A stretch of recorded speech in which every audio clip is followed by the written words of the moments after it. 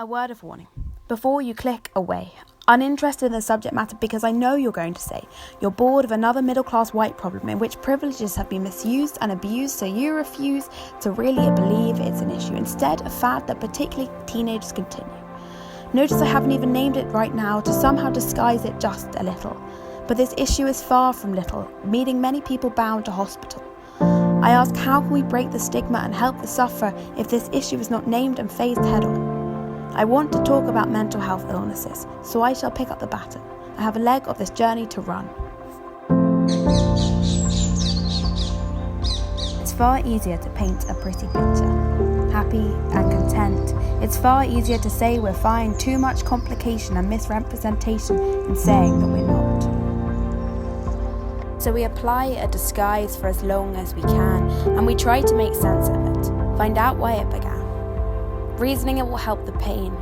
Easier to fight it pointing a finger of blame at him or her or the universe as a whole as we grapple to find something to control. To make the situation better or fix it completely. To ease the feelings even if it's just briefly. Dismissing the idea that the harder we fight, the more painful it gets. Even though nothing seems to improve the situation. Leading to more heartache and regret. It's far easier to kid ourselves into believing that we can recover in silence, that no one needs to know of the tyrant living in our head, because that would be to burden a misunderstanding someone.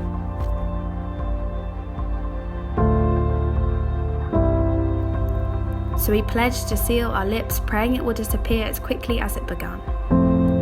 It's far easier to stay silenced when there's a stereotype that exists in people's head, giving us an excuse to leave our illness unsaid. And instead keeping us sick, not yet ready to have a diagnosis scrutinised and unpicked, as ignorant people inflict these opinions around. So some facts. You don't have to be underweight to have anorexia, and you don't have to be female to have anxiety, and you can be an alcoholic off the streets living a life of sobriety. You can have a mental health illness and not be mental. We need to be a society that is much less judgmental. Let's go back 3 years. Hey, I'm Nia, I like coffee, the beat, and the Arctic monkeys. You'd probably know me as the girl with a smile on her face, rarely grumpy.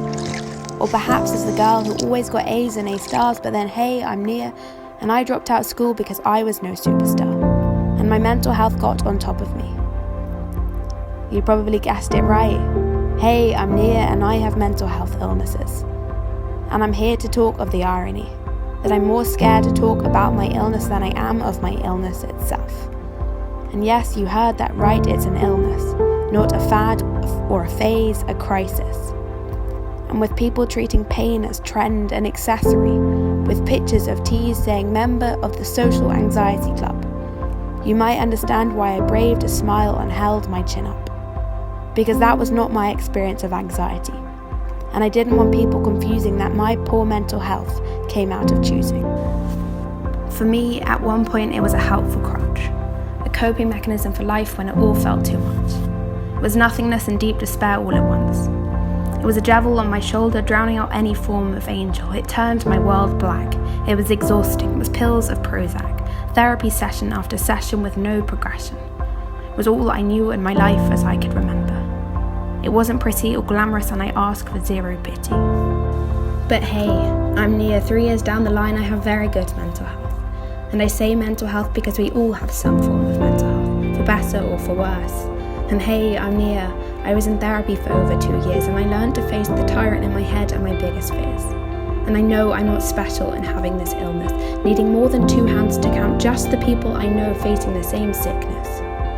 So I want to bring awareness and education to this nation, because there are more of us than ever taking antidepressants and a growing number of males and adolescents committing suicide. Last one, I promise.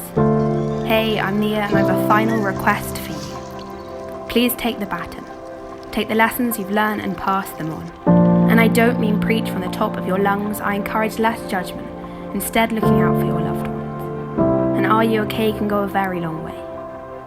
Remember that mental health illnesses are immeasurable. It's not like cancer with stages. If you're struggling, be courageous and reach out. Your pain is valid without a doubt. So that's my leg done. I hope it's helped someone.